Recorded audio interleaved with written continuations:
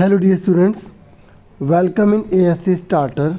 Dear students, ये जो video रहेगी ना, जो डीओई ने प्रैक्टिस पेपर टर्म सेकंड से रिलेटेड जो इशू किए हैं क्लास 10th के स्टूडेंट्स के लिए, ठीक है, उसी के रिगार्डिंग ये वीडियो मैं आपको प्रोवाइड कर रहा हूँ। ठीक है, सबसे पहले मैं आपको दिखा दूँ कि जो प्रैक्टिस पेपर है ना, उसमें कौन कौन से क्वेश्चन हैं।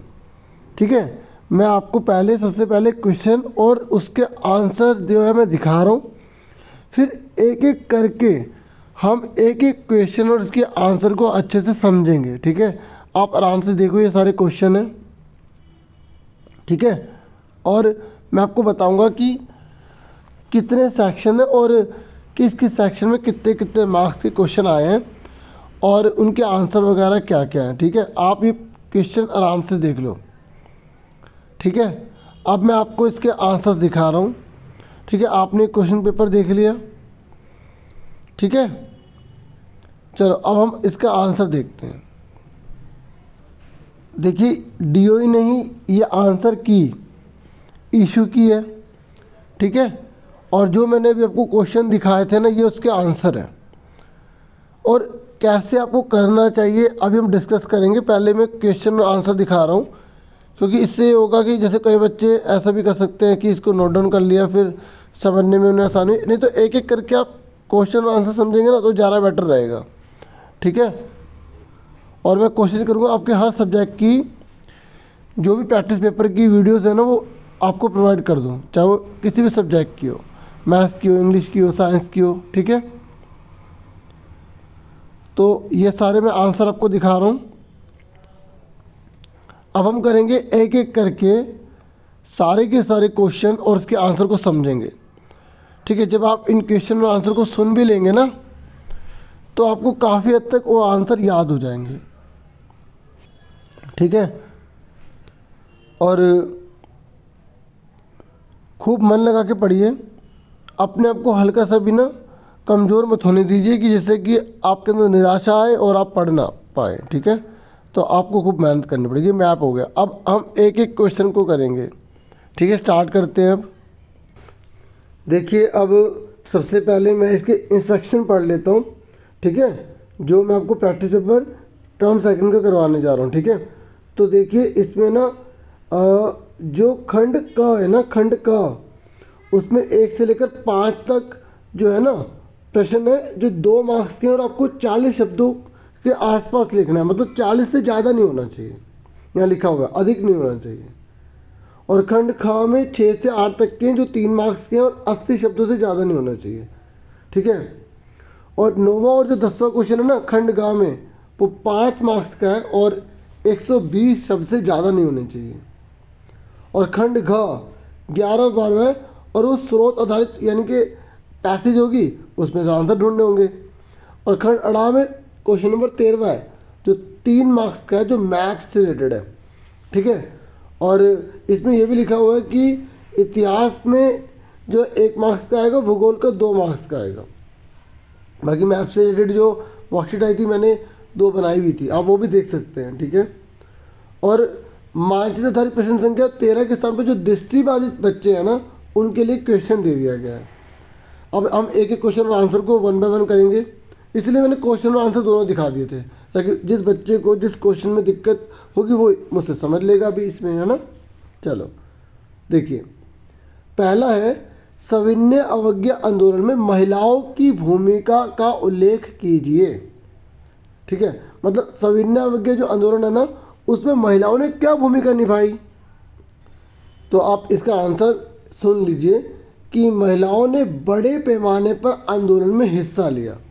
ठीक है, और आप ऐसे हेडिंग डालना एग्जाम में भी, सविनय अवज्ञा आंदोलन में महिलाओं की भूमिका, कोई से भी 2 पॉइंट आप लिख सकते हैं। गांधी के नमक सत्याग्रह के दौरान महिलाएं उनकी बात सुनने के लिए घर से बाहर आ जाती थी।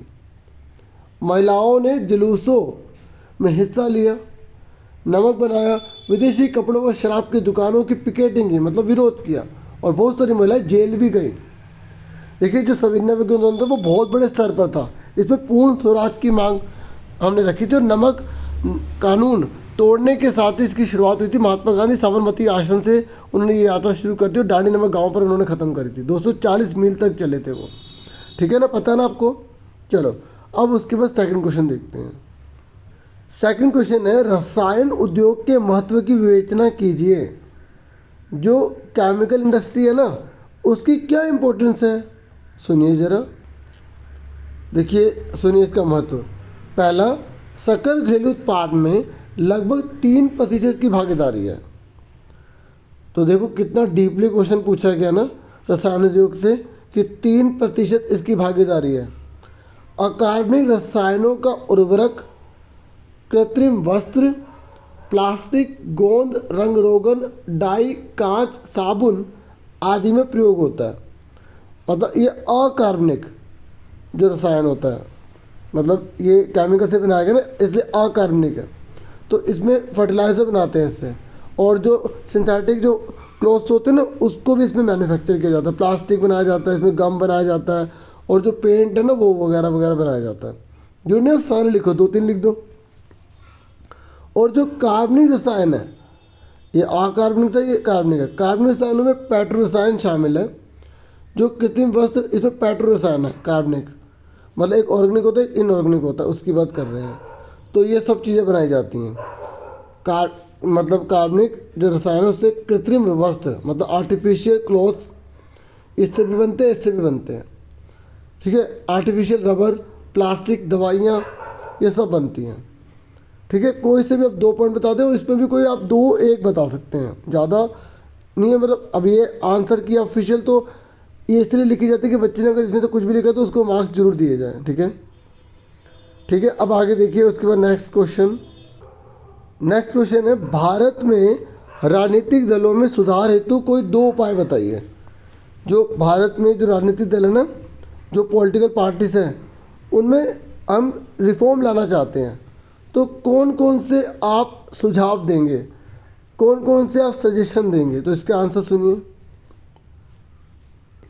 देखिए आंसर, दल बदल कानून को मजबूत करने की ज़रूरत है। मतलब जो नेता किसी एक पार्टी का होता है, तो वो उस पार्टी को छोड़ के दूसरी पार्टी में चला जाता है, तो इसको रोकना बहुत ज़रूरी है। तो इसके लिए सख्त कानून जरूरी है, ठीक है, एक सुझाव ये हो गया।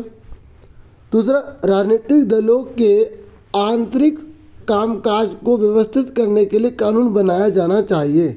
मतलब एक ही पार्टी के अंदर जो काम हो रहे हैं ना, उसको लेकर भी कानून होना चाहिए, ठीक है। और राजनीतिक दल महिलाओं को एक खास अनुपात में जरूर टिकट दे, और चुनाव का खर्च सरकार उठाए, ठीक है। क्योंकि बहुत से छोटे छोटे दल होते हैं ना, तो वो अपना खर्चा उठा ही नहीं पाते, और जब वो अपना खर्चा उठा ही नहीं पाएंगे तो वो फिर जीतेंगे कैसे, क्योंकि उनके पास तो पैसा ही नहीं है, ठीक है। चलो ये हमारा हो गया थर्ड क्वेश्चन। उसके बाद हम देखते हैं फोर्थ क्वेश्चन। अब फोर्थ क्वेश्चन देखिए, मिलान कीजिए, आपको मैचिंग करनी है। तो यहाँ पे कॉलम ए और कॉलम बी आपको दे रखा है, इसने बोला इसकी मैचिंग कीजिए। तो देखिए, बैंक द्वारा दिया गया ऋण, मतलब जो loan provided by the bank है, जो बैंक लोन प्रोवाइड करते हैं, वो कौन सा होता है। तो देखिए वो होता है फॉर्मल, है ना, वो होता है औपचारिक। देखो 2 प्रकार के ऋण के स्रोत होते हैं, एक औपचारिक, एक अनौपचारिक। औपचारिक स्रोत वो होता है जब से हम बैंक से, सहकारी समिति से लेते हैं, ठीक है, कोऑपरेटिव सोसाइटी से लेते हैं, बैंक से लेते हैं। जबकि अनौपचारिक यानी कि इनफॉर्मल, वो होता है जो हम रिश्तेदारों से, साहूकार से, ठीक है, सेठ जी से, लाला जी से लेते हैं, रिश्तेदारों से लेते हैं, वो अनौपचारिक होता है, ठीक है। और यहाँ पर अनौपचारिक का तो कुछ एग्जांपल दे नहीं देखा, 2 ही लिखे, वस्तु के बदले वस्तु का लेन देन, एक्सचेंज ऑफ गुड्स, तो उसे क्या बोलते हैं, बार्टर सिस्टम बोलते हैं। When goods are exchange for goods, that is that barter system. जब वस्तु के बदले वस्तु ली और दी जाती है ना, उसे वस्तु विनिमय कहते हैं, ठीक है। इसका आंसर देख लो एक बार फिर भी ऑफिशियल, ये इसका आंसर हो गया, ठीक है, क्लियर हो गया आपको। अब उसके बाद नेक्स्ट क्वेश्चन करते हैं। नेक्स्ट है, सीमांत सड़कों का महत्व लिखिए। मतलब ये जो बॉर्डर रोड्स होते हैं ना, इसका क्या फ़ायदा है। तो इसका आंसर देखिए आप, देखिए पहला, सीमांत सड़कों का उत्तर एवं उत्तरी पूर्वी क्षेत्रों में सामरिक महत्व है। मतलब वहाँ से लेन देन, वहाँ पर व्यापार करना, ठीक है, सैनिक को पहुँचाना, मतलब बहुत सारे इससे लाभ हैं। और इन सड़कों के विकास से दुर्गम क्षेत्रों में अभिगम्यता बढ़ी है, मतलब आना जाना बढ़ा है। दुर्गम मतलब जो कठिन इलाके होते हैं, ये सड़कें इन क्षेत्रों के आर्थिक विकास में सहायक हुई हैं, क्योंकि जो बॉर्डर पर जो स्टेट है या जो इलाके हैं ना, तो इन सड़कों के बनने से वहाँ का बहुत विकास हुआ है। आप और भी लिख सकते हैं, जैसे सेना को ये बहुत बड़ी मदद प्रदान करता है, सेना को कच्चा जो माल होता है, जो सामग्री होती है, वो पहुँचाने में हेल्प करता है ना। अब आगे देखो नेक्स्ट, उसके बाद नेक्स्ट है वैश्वीकरण के भारतीय अर्थव्यवस्था पर पड़ने वाले सकारात्मक प्रभावों का उदाहरण सहित व्याख्या कीजिए। देखिए, जो वैश्वीकरण का मतलब आपको पता होना चाहिए, जब एक देश शेष विश्व के साथ, मतलब जो रेस्ट ऑफ द कंट्री है उसके साथ पूंजी, श्रम, तकनीक, विचार का आदान प्रदान कर रहा है ना, तो उसको वैश्वीकरण कहते हैं। और जब ये सकारात्मक की बात करता है तो इसके फायदे पूछ रहा है, ठीक है। और दूसरा भी पढ़ लेते हैं, फिर एक साथ पढ़ लेंगे दोनों को। वैश्वीकरण को अपने शब्दों में परिभाषित कीजिए, ठीक है। आपको ग्लोबलाइजेशन के बारे में अपने लैंग्वेज में लिखना है, बना बना के, ठीक है। तो ये ज़्यादा बेटर रहेगा, क्योंकि इसमें हम 3 पॉइंट बता सकते हैं, है ना। तो देखिए, वैश्वीकरण के सकारात्मक प्रभाव। पहला, वैश्वीकरण से उत्पाद को स्थानीय और विदेशी दोनों के बीच बृहत्तर प्रतिस्पर्धा से उपभोक्ताओं, विशेषकर शहरी क्षेत्र में धनी वर्ग के उपभोक्ताओं को लाभ हुआ ना लाभ। इन उपभोक्ताओं के समक्ष पहले से अधिक विकल्प है और वे अब अनेक उत्पादों की उत्कृष्ट गुणवत्ता और कम कीमत से लाभान्वित हो रहे हैं। देखो, ये काफ़ी हो सकता है आपको कॉम्प्लिकेटेड लैंग्वेज लगे, आप आराम से अपनी लैंग्वेज बना के लिख सकते हैं कि वैश्वीकरण से जो जिस देश के अंदर वैश्वीकरण का प्रभाव हो रहा है वो, और जो विदेशों से वो देश जो सामान लेगा, ठीक है, तो वहाँ पे जितने भी उपभोक्ता हैं उन सबको बहुत से लाभ मिलेंगे, उन्हें कई प्रकार की चीज़ें मिल जाएंगी जिनका प्रयोग वो पहले नहीं कर पाते अगर वैश्वीकरण ना होता तो, ठीक है। एक तो अच्छी क्वालिटी मिलेगी और लो प्राइस मिलेगा, कम कीमत पर अच्छी गुणवत्ता वाली वस्तु मिल पाएगी। ये लाइन जरूर लिखना, ठीक है। उत्कृष्ट ना लिख के अच्छी भी लिख सकते हैं आप, ठीक है। और बहुराष्ट्रीय कंपनियों के निवेश के कारण नए रोजगार के अवसर उत्पन्न हुए, तो मेन याद रखना नया रोजगार, ठीक है। और अनेक भारतीय कंपनियां भी बहुराष्ट्रीय कंपनियों के रूप में उभरी हैं, मतलब इससे वैश्वीकरण का भारत को बड़ा फायदा हुआ है कि भारत की कंपनियां भी मल्टीनेशनल कंपनी बन गई, MNC बन गई। तो इससे देश की इनकम बढ़ेगी, है ना, और देश का स्टेटस और बढ़ेगा और देश के लोगों को भी रोजगार मिलेगा, क्योंकि ये कंपनी भारत में बहुत सारी काम करेंगी, है ना। पर रोजगार तो हमने लिख दिया, यहाँ पर ये लिखा कि भारतीय कंपनी MNC बनेगी, तो ये बहुत बड़ा बेनिफिट है, ठीक है। टाटा मोटर्स, इन्फोसिस, रेनबैक्सी, ये याद भी रख लेना, एग्जाम में पूछ भी लेता है कि बहुराष्ट्रीय कंपनियों के नाम बताइए जो भारतीय हैं, ठीक है। और वैश्वीकरण ने सेवा प्रदाता कंपनियों, विशेषकर सूचना और संचार प्रौद्योगिकी वाली कंपनियों के लिए नए अवसरों का सृजन किया। देखो, वैश्वीकरण की वजह से जो इंफॉर्मेशन टेक्नोलॉजी है उसकी वैल्यू बढ़ गई, नहीं तो इंफॉर्मेशन के पहले कौन पूछता था इतना, तो आज इंफॉर्मेशन टेक्नोलॉजी की वैल्यू बहुत बढ़ गई है। और ये किसकी वजह से हुआ है? ग्लोबलाइजेशन की वजह से हुआ है, ठीक है। तो अगर सिंपल भाषा में कहें तो आप सिंपल ये लिख सकते हैं कि वैश्वीकरण से रोजगार में वृद्धि हुई है, वैश्वीकरण से उपभोक्ताओं को लाभ हुआ है कि उन्हें कई प्रकार का सामान एक ही बाजार में मिल जाता है, सस्ता मिलता है, अच्छी क्वालिटी का मिल जाता है, ठीक है। वैश्वीकरण से बहुत से जो देश है उनके जीवन स्तर जो है ऊंचा हो गया है, स्टैंडर्ड ऑफ लिविंग ऊंचा हो गया, बढ़ गया है, जीवन स्तर ऊंचा उठ गया है, ठीक है। और गरीबी में काफ़ी कमी देखी गई है, और कुछ जो घरेलू उद्योग है उनकी टेक्नोलॉजी में काफ़ी सुधार हुआ है। उन्हें विदेशी देशों से जब वो कॉन्ट्रैक्ट कर लेते हैं तो उस देश के अंदर वो टेक्नोलॉजी आ जाती है जो पहले नहीं थी, और भी बहुत सारे हैं, अब कोई से भी 3 लिख देना, ठीक है। चलो आगे देखते हैं नेक्स्ट। अच्छा, मैंने कहा था कि और वाला क्वेश्चन है वो भी एक साथ पढ़ लेते हैं, चलो एक बार उसे दोबारा देख लेते हैं क्वेश्चन को। देखिए, यहाँ पे बोला गया वैश्वीकरण को अपने शब्दों में परिभाषित कीजिए, ठीक है। तो सुनिए, अब इसके और वाले का आंसर सुनते हैं। तो वैश्वीकरण है क्या, आप अपने लैंग्वेज में बना के लिख सकते हैं, बाकी यहाँ सुन लीजिए। विभिन्न देशों के बीच परस्पर संबंध, जैसे अलग अलग कंट्रीज हैं, ठीक है, इनके बीच में आपस में संबंध है क्योंकि व्यापार करेंगे, वस्तु और सेवाओं का आदान प्रदान करेंगे, ठीक है। और तीव्र एकीकरण, क्योंकि देखो सब एकजुट हो रहे हैं, इसी प्रक्रिया को वैश्वीकरण कहते हैं। समझ में आ गया? विभिन्न देशों के बीच परस्पर संबंध और तीव्र एकीकरण की प्रक्रिया को वैश्वीकरण कहते हैं।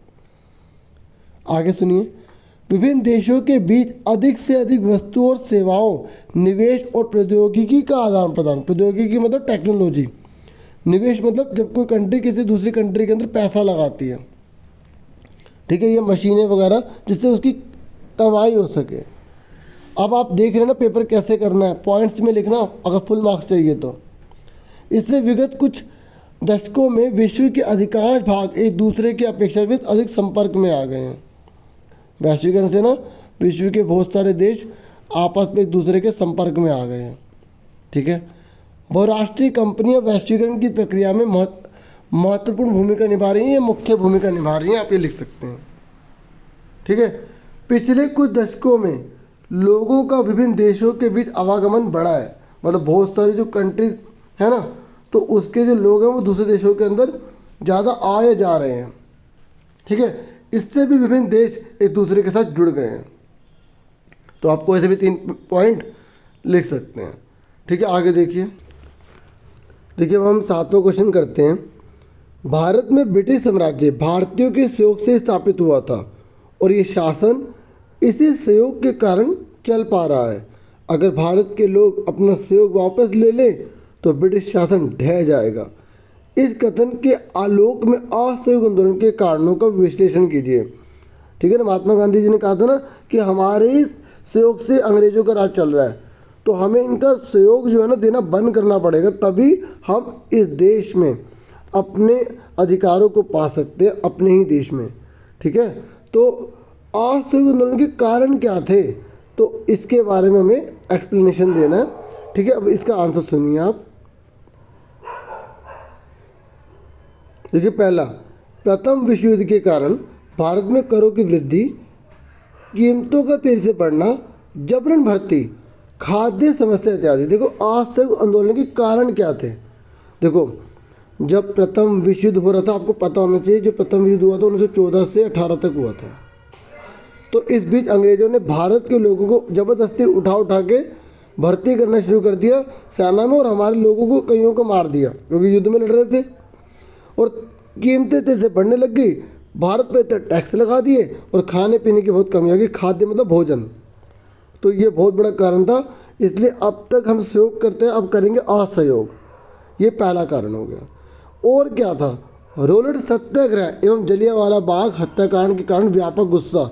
आपको पता ना, जलियांवाला बाग हत्याकांड 13 अप्रैल 1919 को बहुत बड़ी मात्रा में लोग जलियांवाला बाग में इकट्ठा हुआ थे, ठीक है ना, और त्यौहार मना रहे थे, है ना, बैसाखी का त्यौहार मना रहे थे ना। और जनरल डायर ने क्या करा, सबको गोलियां मारना शुरू कर दी। तो इस हत्याकांड से पूरा देश गुस्से में आ गया था, और ये भी एक कारण था असहयोग आंदोलन चालू करने का। और रोड सत्याग्रह पता है ना आपको, कि किसी भी व्यक्ति को अपील, वकील, दलील का कोई अधिकार नहीं है, 2 साल के लिए उसे जेल में बंद कर दिया जाएगा। याद रखना, अपील, वकील, दलील, ठीक है। और क्या कारण था असहयोग का। देखो, तुर्की पर कठोर संधि थोपे जाने की अफवाहें, इसके बाद मोहम्मद अली और शौकत अली के साथ साथ कई युवा मुस्लिम नेताओं ने संयुक्त जन कार्रवाई की संभावना तलाशने पर गांधी के साथ चर्चा शुरू कर दिया था। तो खिलाफत आंदोलन चालू करा, ठीक है। खिलाफत आंदोलन हुआ था ना, तो ये इसकी वजह से असहयोग आंदोलन और जो है प्रबल हुआ, तो ये भी एक कारण माना गया, ठीक है। समझ में आ गया आपको। तो असहयोग आंदोलन के कारण अगर आप लिखेंगे तो आप लिख देना कि प्रथम विश्व युद्ध में जो भारत के जो लोग थे उनको जबरन भर्ती किया गया, कीमतें जैसे बढ़ गई। इसको ही आप 2-3 पॉइंट में कर सकते हैं। रोड सत्याग्रह किया गया, जलियांवाला बाग हत्याकांड घटना घटी, और तुर्की पर जो है कठोर संधि थोपे जाने के अफवाहें फैली, तो जिसकी वजह से भारत के जो मुस्लिम है वो ब्रिटिश सरकार से काफ़ी जो है वो गुस्से में आ गए। तो उन्होंने कहा कि अब हम तुम्हारे साथ अब होंगे तुम्हारे खिलाफ। तो खिलाफ आंदोलन चालू करा, तो पूरे हिंदू मुस्लिम सब में एकजुटता आ गई, और फिर असहयोग आंदोलन के लिए वो सब भागीदारी लेने लग गए, है ना। चलो आगे देखते हैं क्वेश्चन नंबर 8। क्वेश्चन नंबर 8 है कि लोकतंत्र आर्थिक असमानताओं को कम करने में सफल नहीं रहा। मतलब ये कह रहा है कि हमारे देश में डेमोक्रेसी है, उसके बावजूद भी आज हमारे देश में आर्थिक असमानता बहुत ज़्यादा, मतलब कुछ ऐसा वर्ग है जो बहुत अमीर है, बहुत अमीर है और नोट ही नोट है, कुछ ऐसा वर्ग है जो बहुत गरीब है, जिसके पास रोटी को भी पाने में बहुत संघर्ष करना पड़ता है ना। तो ये कह रहे क्या आप इस कथन से सहमत हैं? आपको जो भी लिखना है उसका आपको प्रूफ देना पड़ेगा, जस्टिफाई करना पड़ेगा, मतलब ऐसे ऐसे आंसर देने पड़ेंगे, रीज़न देने पड़ेंगे जो बिल्कुल सही हो। ठीक है, अब इसका आंसर देखो, देखिए सुनिए आंसर। पहले आप लिख देना लोकतंत्र और आर्थिक असमानता। ठीक है, तो 1950 से 2000 के बीच सभी लोकतांत्रिक शासनों और तानाशाहियों के कामकाज की तुलना करने पर आर्थिक समृद्धि के मामले में तानाशाहियों का रिकॉर्ड थोड़ा बेहतर है। समझे? तो ये रीज़न लिख दिया ना कि भाई देखो, जो 1950 से 2000 के बीच सभी लोकतांत्रिक शासनों और तानाशाहियों के कामकाज की तुलना करने पर, अगर हम लोकतंत्र को देखें और तानाशाहियों को देखें तो हमें देखेंगे कि आर्थिक समृद्धि के मामले में तानाशाहियों का रिकॉर्ड थोड़ा सही निकला है ना। एक रीज़न ये होगा कि इसलिए लोकतंत्र में असमानता देखने को मिल रही है, लेकिन केवल इसी आधार पर लोकतंत्र को खारिज नहीं किया जा सकता कि भाई देखो लोकतंत्र के अंदर बहुत ज़्यादा आर्थिक असमानता है तो लोकतंत्र बेकार है। नहीं, क्योंकि आर्थिक विकास कई कारकों जैसे देश की जनसंख्या का आकार, वैश्विक स्थिति, अन्य देशों के साथ सहयोग और देश द्वारा तय की गई आर्थिक प्राथमिकताओं पर भी निर्भर करता है। मतलब ये कह रहे हैं कि लोकतंत्र को बुरा कहना गलत होगा, क्योंकि अगर किसी देश में आर्थिक असमानता है तो उस देश की जनसंख्या, वैश्विक स्थिति, अन्य देशों से सहयोग और देश द्वारा तय की गई आर्थिक प्राथमिकताओं पर भी, ठीक है, ध्यान देना जरूरी है। इस पर भी तय होता है कि उस देश में आर्थिक असमानता बढ़ेगी या घटेगी। ठीक है, मतलब कहने का ये कि जैसे अगर किसी देश में आर्थिक असमानता बहुत ज़्यादा है, मतलब गरीब गरीब हो रहा है, अमीर अमीर हो रहा है, तो आर्थिक असमानता को कम करने के लिए गरीबों को बहुत सी छूट दी जा सकती हैं, अमीरों पे बहुत प्रकार के टैक्स लगाए जा सकते हैं, जिसकी वजह से अमीर और गरीब जो है वो उनका बीच का फासला जो है ना वो कम हो। क्योंकि देखो एक बात और भी सुन लो, जैसे मान लो अगर हम अमीरों पर बहुत ज़्यादा टैक्स लगाते हैं तो अमीर जो है वो जो चीज़ वो बना रहे हैं वो उस पर टैक्स लगा के अपना टैक्स वसूल कर लेंगे, तो फिर ऐसे तो और अंतर बढ़ेगा, तो हमें कुछ और सोचना पड़ेगा। ठीक है ना। तो भारत जैसे लोकतांत्रिक देशों में गरीबी लगातार घटी है, मध्य वर्ग की आय बढ़ी है। ठीक है, ये बता रहा है कि लोकतंत्र का बड़ा बेनिफिट है कि हमारे देश में जो गरीबी है ना, गरीबी वो लगातार घट रही है, और जो मध्य वर्ग, जो मिडिल क्लास फैमिली, उसकी इनकम बढ़ रही है, ये एक बेनिफिट है। तो लोकतंत्र में हमें बेनिफिट भी देखने को मिल रहे हैं। ठीक है, तो आर्थिक असमानता से रिलेटेड क्वेश्चन था, आपको समझ में आ गया होगा। आर्थिक असमानता मतलब धन किसी के पास है तो किसी के पास नहीं है, कुछ अमीर अमीर हो रहे हैं, गरीब गरीब हो रहे हैं, ये था। अब नेक्स्ट क्वेश्चन देखो। अब नेक्स्ट है सेक्शन सी में कि राजनीतिक दलों का उदय प्रतिनिधित्व पर आधारित लोकतांत्रिक व्यवस्था के उभार के साथ जुड़ा है। क्या आप सहमत है? ये कह रहे हैं कि जो हमारी जो पॉलिटिकल पार्टी है ना, वो जो बन रही हैं, उनका जो उदय हो रहा है, ठीक है, उनका मतलब उदय का मतलब पता है ना आपको, निकलना, बनना, उसका उदय प्रतिनिधित्व पर आधारित लोकतांत्रिक व्यवस्था के उभार के साथ जुड़ा है। मतलब ये नए नए पार्टीज वगैरह इसलिए बन रही है क्योंकि हमारे देश में लोकतांत्रिक व्यवस्था में उभार आ रहा है, उसमें चेंजेस आ रहे हैं, वो बढ़ रही है, मतलब लोकतंत्र और मजबूत हो रहा है। तो क्या आप इससे सहमत हैं कि नए नए पार्टीज वगैरह इसलिए बन पा रही हैं क्योंकि लोकतंत्र की व्यवस्था हमारे देश में मजबूत हो रही है? तो आपको इसके समर्थन में आंसर लिखना है, तो सुनो आंसर। देखो, बड़े समाजों के लिए प्रतिनिधित्व आधारित लोकतंत्र की जरूरत होती है। ठीक है, जब समाज बड़े और जटिल हो जाते हैं तब उन्हें विभिन्न मुद्दों पर अलग अलग विचारों को समेटने और सरकार की नज़र में लाने के लिए किसी माध्यम या एजेंसी की जरूरत होती है। मेरी बात सुन रहे हो कि बड़े बड़े समाजों के लिए प्रतिनिधित्व आधारित लोकतंत्र की जरूरत होती है। मतलब अगर एक तो बहुत बड़ा देश है और उसमें बड़े बड़े समाज हैं, ठीक है, तो अब सब अपनी बात रखेंगे, अब लोकतंत्र मजबूत हो रहा है तो अलग अलग जो वर्ग के लोग अपनी बातों को रखने के लिए संगठन बनाएंगे, राजनीतिक पार्टियां बनाएंगे, तो अगर लोकतंत्र मजबूत होगा तो पार्टी भी तो बढ़ेंगी।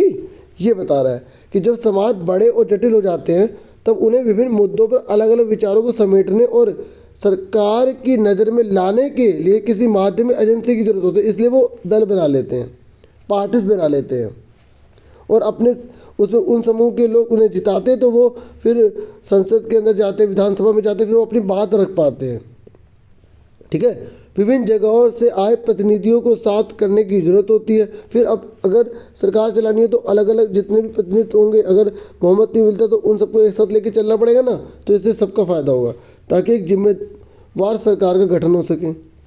तो अगर लोकतंत्र मजबूत हो रहा है तो हम ये कह सकते हैं कि भाई राजनीतिक दल की भी भूमिका बढ़ती चली जाएगी, है ना।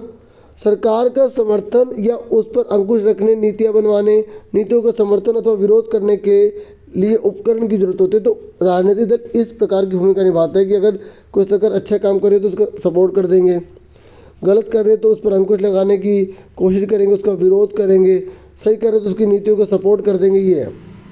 और विभिन्न जगहों से आए प्रतिनिधियों को साथ करने की जरूरत होती है ताकि एक जिम्मेदार सरकार का गठन हो सके। ये तो मैंने बता दिया, जिम्मेवार सरकार का गठन हो सके। प्रत्येक प्रतिनिधि सरकार की ऐसी जो भी जरूरतें होती हैं राजनीतिक दल उनको पूरा करते हैं। और ये पॉलिटिकल पार्टी होती हैं जो भी एक प्रतिनिधि सरकार बनी है ना, ठीक है, उनकी सब जरूरतों को पूरा करती है, क्योंकि वो सरकार क्या सही काम कर रही है, क्या गलत कर रही है, तो उसको बताती है, ठीक है। अब आगे सुनो। राजनीतिक दल चुनाव लड़ने, सरकार बनाने, कानून निर्माण, जनमत निर्माण आदि में निर्णायक भूमिका निभाते हैं। राजनीतिक दल लोकतंत्र की एक अनिवार्य शर्त है। इस तरीके से हम कह सकते हैं कि अगर हम लोकतंत्र को मजबूत बनाते हैं तो राजनीतिक दल उसमें बहुत बड़ी भूमिका निभाते हैं, ठीक है। समझ में आ गई आपको। उसके बाद नेक्स्ट क्वेश्चन है ये और में, वर्तमान में राजनीतिक दलों के समक्ष चुनौतियों की व्याख्या कीजिए। मतलब आज जो राजनीतिक दल है ना, उनके सामने कौन कौन सी चुनौतियाँ उसके बारे में बताइए। अब हम पढ़ रहे हैं वर्तमान में राजनीतिक दलों के समक्ष चुनौतियाँ, ठीक है। तो वर्तमान में आज कौन कौन सी समस्याएं हैं जो पॉलिटिकल पार्टीज को फेस करनी पड़ती है। पहला, पार्टी के भीतर आंतरिक लोकतंत्र का ना होना एक बड़ी चुनौती है, और इससे सारी ताकत एक या कुछ एक नेताओं के हाथ में सिमट जाती है। मतलब आपस में ही लोकतंत्र नहीं है, और 3-4 जो इस पार्टी के अंदर हेड बन गए वो इस सारे डिसीजन ले रहे और आम लोगों को आगे बढ़ने का मौका नहीं मिल रहा, ऐसे या पार्टी के अन्य सदस्यों को मौका नहीं मिल रहा आगे बढ़ने का। दूसरा, वंशवाद की चुनौती। इसके कारण अनेक दलों में शीर्ष पर हमेशा एक ही परिवार के लोग आते हैं। मतलब ऊंचे ऊंचे पदों पर परिवार के सदस्य बैठ जाते हैं, तो वो वही डिसीजन लेंगे जो परिवार के लिए अच्छा हो, ठीक है, ना कि देश के लिए। तो ये बड़ी नुकसान वाली बात हो जाती है।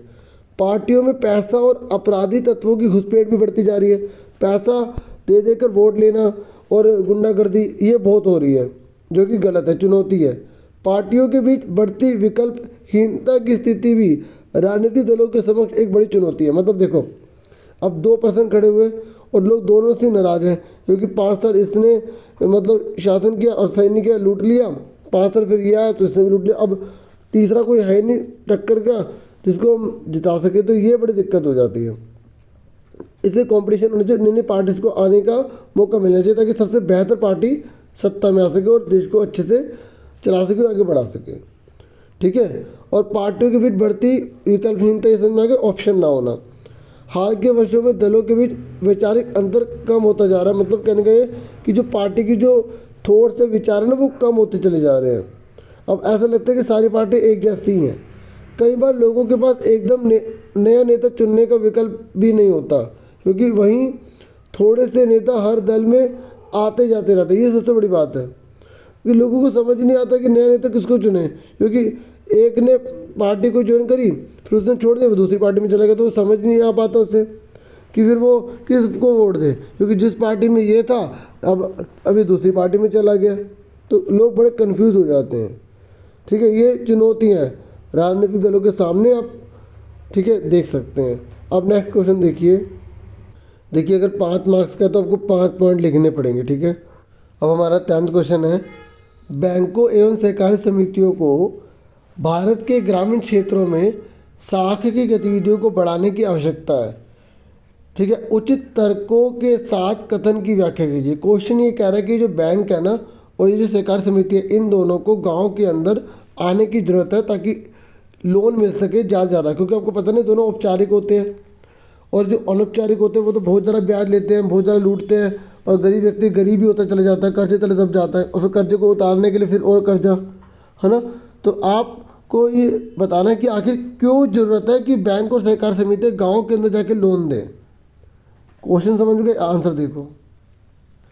तो सबसे पहले आप लिख देना, बैंकों और सहकारी समितियों द्वारा साख गतिविधियों को बढ़ाने की आवश्यकता है, क्योंकि पहला, अनौपचारिक क्षेत्र के द्वारा दिया गया ऋण की ब्याज दर अधिक होती है। बताया था ना मैंने, जो अनौपचारिक क्षेत्र के होते हैं वो बहुत ज़्यादा ब्याज लेते हैं, जबकि बैंक एवं सहकारी समितियों के द्वारा दिए गए ऋण की ब्याज दर अपेक्षाकृत कम होती है। ठीक है, कम कर लेना इसको। ठीक है, ये और लोग कम ब्याज दर पर कर्ज लेकर उद्यम शुरू कर सकते हैं, जिससे उनकी ज़िंदगी या उनकी आय, ठीक है, बढ़ेगी, ज़िंदगी उनकी अच्छी हो जाएगी। हाँ या ना?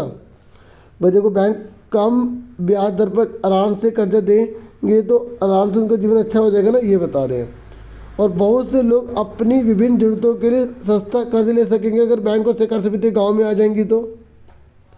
वे फसल उगा सकते हैं, कोई कारोबार कर सकते हैं और छोटे उद्योग इत्यादि लगा सकते हैं। बैंक और सहकारी समिति अगर गांव में आ जाएंगे, उन्हें अगर आराम से लोन मिल जाएगा तो वे नए उद्योग लगा सकते हैं या वस्तुओं का व्यापार कर सकते हैं। सस्ता एवं सामर्थ्य के अनुकूल कर्ज देश के विकास के लिए अति आवश्यक है। अब आपने एक चीज़ नोटिस करी, कुछ बात को ही घुमा के दूसरी बार पॉइंटों में लिख दे। ऐसे ही थोड़ा आपको भी जब पेपर करेंगे तो थोड़ा इसी तरीके से सोचना पड़ेगा, क्योंकि कई बार ऐसे क्वेश्चन होते हैं जिसके पॉइंट्स बनते ही नहीं हैं। तो आप समझ गए आपको क्या करना है। अब नेक्स्ट क्वेश्चन देखिए, बाकी खूब प्रैक्टिस कीजिए, बुक अच्छे से पढ़िए एनसीईआरटी।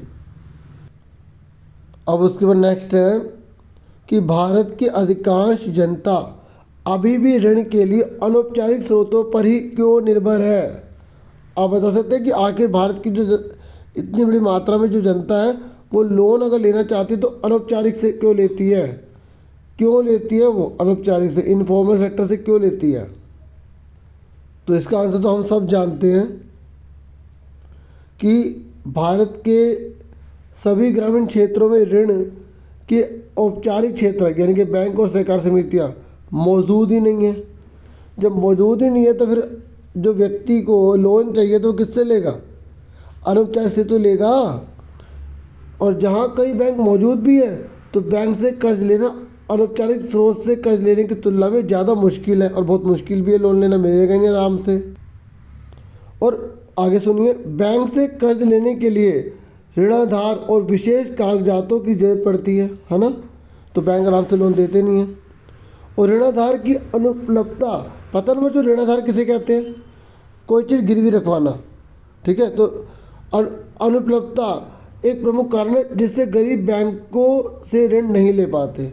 दूसरी ओर अनौपचारिक ऋणदाता जैसे साहूकार हो गए, इन कर्जदारों को व्यक्तिगत स्तर पर जानते हैं, पर्सनली जानते हैं, और इस कारण अक्सर बिना ऋणाधार के भी, मतलब बिना कुछ गिरवी रखवाए भी ऋण देने के लिए तैयार हो जाते हैं। और कर्जदार जरूरत पड़ने पर पुराना ऋण चुकाए बिना भी नया कर्ज ले सकते हैं। ये भी इसका बेनिफिट होता है अनौपचारिक का, ठीक है। इसलिए लोग अनौपचारिक से आज भी बहुत बड़ी मात्रा में ऋण ले रहे हैं, बस उसमें ब्याज दर बहुत ज़्यादा होती है। अब आगे देखिए नेक्स्ट क्वेश्चन देखिए, उसके बाद आपकी ना अब ये पैसेज स्टार्ट हो गई है, सेक्शन डी है ना, तो पैसेज फटाफट पढ़ देता हूँ मैं, फिर इसके आंसर कर लेंगे। 1928 में जब साइमन कमीशन भारत पहुंचा तो उसका स्वागत साइमन वापस जाओ के नारे से किया गया, मतलब भाग जाए यहाँ से, है ना। कांग्रेस और मुस्लिम लीग समेत सभी पार्टियों ने प्रदर्शनों में हिस्सा लिया, चाहे मुस्लिम लीग हो या कांग्रेस, सब ने हिस्सा लिया उन्हें भगाने के लिए।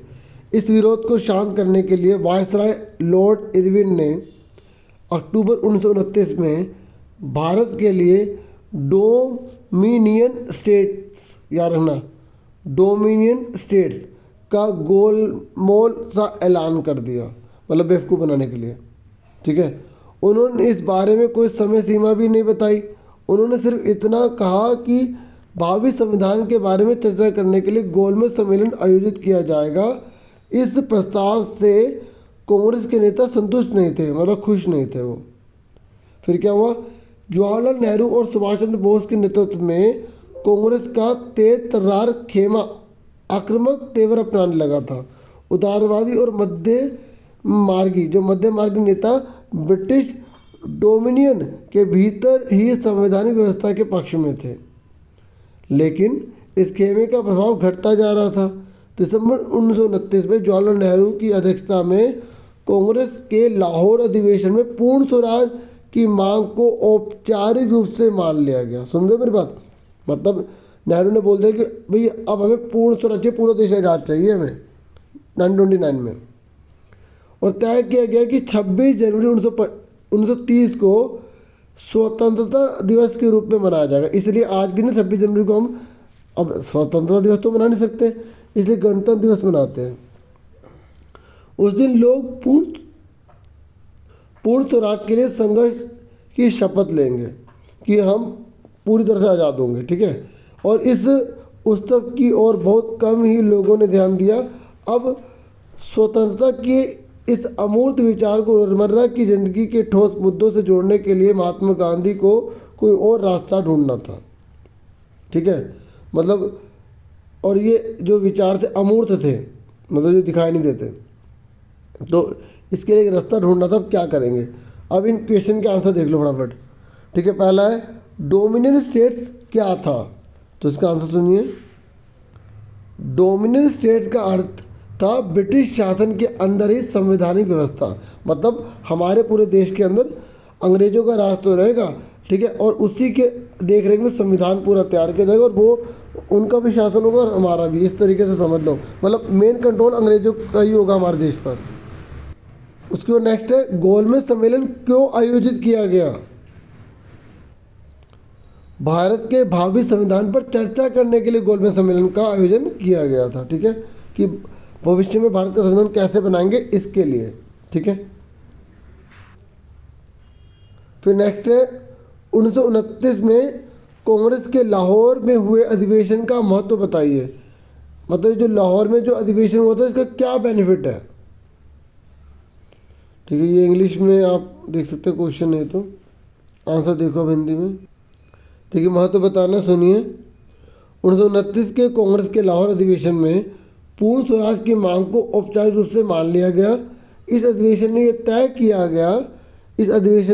किया गया कि 26 जनवरी 1930 को स्वतंत्रता दिवस के रूप में मनाया जाएगा और उस दिन लोग पूर्ण स्वराज के लिए संघर्ष की शपथ लेंगे, इसलिए महत्वपूर्ण था, ठीक है। अब नेक्स्ट क्वेश्चन देखिए। नेक्स्ट है आपका 12th क्वेश्चन। तो ये भी आपका जो है ना पैसेज है, मैं पैसेज पढ़ता हूँ फिर इसके आंसर करेंगे। भारत की 7516.6 किलोमीटर लंबी समुद्री तटरेखा के साथ 12 प्रमुख और 200 मध्यम वर्ग छोटे पत्तन हैं। पता ना आपको कि भारत में 12 बड़े बड़े पत्तन हैं। पत्तन पता ना, जहाँ से बंदरगाह, जो बंदरगाह होते हैं जहाँ से जहाज़ों से सामान उतारो चढ़ाया जाता है, जो समुद्र के किनारे होते हैं, है ना, वो तो 12 तो मेन है और 200 मध्यम है। यह प्रमुख पत्तन, ये देख लो, सुन लो ध्यान से, आप हैरान हो जाओगे। ये प्रमुख पत्तन देश का 95% विदेशी व्यापार संचालित करते हैं। मतलब हमारे देश का जितना व्यापार होता है ना विदेशी, तो विदेशी में 95% इन्हीं पत्तनों से होता है। 5% होगा जो सड़कों से हो रहा है या जो हवाई जहाज से हो रहा है। स्वतंत्रता प्राप्ति के बाद कच्छ में कांडला पत्तन पहले पत्तन के रूप में विकसित किया गया। कच्छ का है गुजरात में। देखिए, ये ऐसा देश विभाजन से कराची पत्तन की कमी को पूरा करने और मुंबई से होने वाले व्यापारिक दबाव को कम करने के लिए किया गया था, ठीक है, ये करने के लिए था। अब एक बात सुनिए ध्यान से, देखिए, जब भारत के 2 भाग हुए तो जो कांडला पत्तन है ना, ठीक है, उसको हमें विकसित करना पड़ेगा क्योंकि कराची पत्तन जो है पाकिस्तान के पास चला गया, ठीक है। और कांडला पत्तन को इसलिए इम्पोर्टेंस दी गई क्योंकि एक तो ये कराची में जितना भी हमारा सामान जाता था वो कांडला में आकर रुक गया, और जो मुंबई में इतना ज़्यादा प्रेशर उठता था उसको प्रेशर को कम करने के लिए हमने किसका निर्माण कर दिया? कांडला पत्तन का निर्माण कर दिया। कांडला जिसे दीनदयाल पत्तन के नाम से भी जाना जाता है, एक ज्वारीय पत्तन है। ये जम्मू कश्मीर, हिमाचल प्रदेश, पंजाब, हरियाणा, राजस्थान व गुजरात के औद्योगिक तथा खाद्यान्नों के आयात निर्यात को संचालित करता है। देखो, सारा का सारा आयात निर्यात यही काम कर रहा है। कौन कर रहा है बच्चों, पता है ना आपको? कांडला। देखो, जम्मू कश्मीर, हिमाचल प्रदेश, पंजाब, हरियाणा, राजस्थान और गुजरात, इन सब के लिए काम कर रहा है। मुंबई बृहद पत्तन है। मुंबई जो है ना बहुत बड़ा पत्तन है मुंबई, जिसके प्राकृतिक, खुले, विस्तृत व सुचारू पोतराशय है। मतलब बहुत सी चीज़ नेचुरल है इसमें और बहुत बेनिफिट देती है इसको। मुंबई पत्तन की अधिक परिवहन को ध्यान में रखकर, मतलब मुंबई में बहुत प्रेशर है तो उसको ध्यान में रखकर इसके सामने जवाहरलाल नेहरू पत्तन विकसित किया गया है, और जो इस पूरे क्षेत्र को एक समूह पत्तन की सुविधा भी प्रदान कर सके। ठीक है, तो मतलब मुंबई का एक समूह बन जाए। और अब समझ में आ गया। अब सुनो क्वेश्चन क्या है, कांडला पत्तन को क्यों विकसित किया गया? आंसर आपको पता ही है, फिर भी समझ लो। तो कांडला पत्तन का विकास स्वतंत्रता के बाद कराची पत्तन की कमी को पूरा करने तथा मुंबई से होने वाले व्यापारिक दबाव को कम करने के लिए किया गया था। ये काम नहीं, कम है, कम करने के लिए किया गया। ठीक है, यहाँ पे मिस्टेक हो गई, ठीक कर लेना। ठीक है, अब नेक्स्ट देखिए। नेक्स्ट क्वेश्चन है, जवाहरलाल नेहरू पत्तन को क्यों विकसित किया गया? आंसर देखो, वही सेम है। मुंबई पत्तन की अधिक परिवहन को ध्यान में रखते हुए इसके सामने जवाहरलाल नेहरू पत्तन विकसित किया गया, और जो इस पूरे क्षेत्र को एक समूह पत्तन की सुविधा भी प्रदान कर सके। ठीक है, मतलब कर सकता भी, आप लिख सकते हो। ठीक है, लाइन अपने आप बना लेना सही से। नेक्स्ट देखो, पत्तन देश के विकास में किस प्रकार योगदान देते हैं? ये जो पत्तन होते हैं, बंदरगाह होते हैं, ठीक है, ये जो पोर्ट्स होते हैं, इसका क्या बेनिफिट है इंडिया को? तो आप लिख सकते हैं, पत्तन देश के व्यापार में महत्वपूर्ण भूमिका निभाते हैं। भारत का 95% विदेशी व्यापार पत्तन द्वारा संचालित होता है। देखो, पैसे में से ढूंढना, ठीक है, अच्छे से आपको करना पड़ेगा और इसके लिए आपको प्रैक्टिस करनी पड़ेगी। ठीक है, अब उसके बाद नेक्स्ट क्वेश्चन देख लो। देखिए, जो नेक्स्ट क्वेश्चन है ये हमारा मैथ से रिलेटेड है।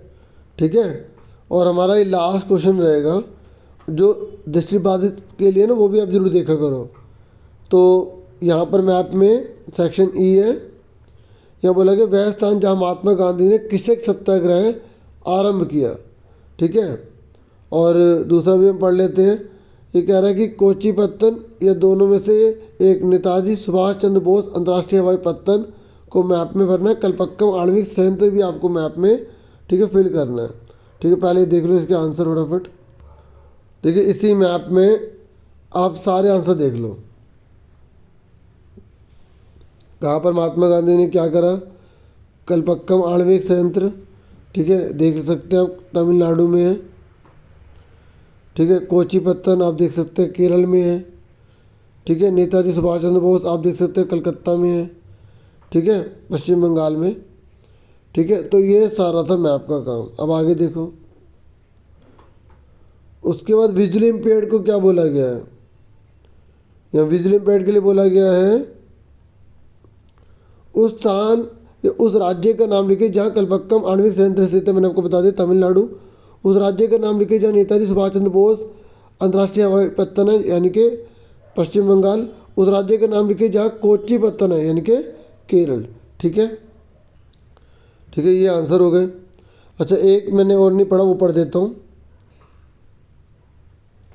उस स्थान का नाम लिखे जहाँ महात्मा गांधी ने कृषक सत्याग्रह आरंभ किया। तो खेड़ा में, गुजरात में खेड़ा में है ना। तो ये आंसर होगा।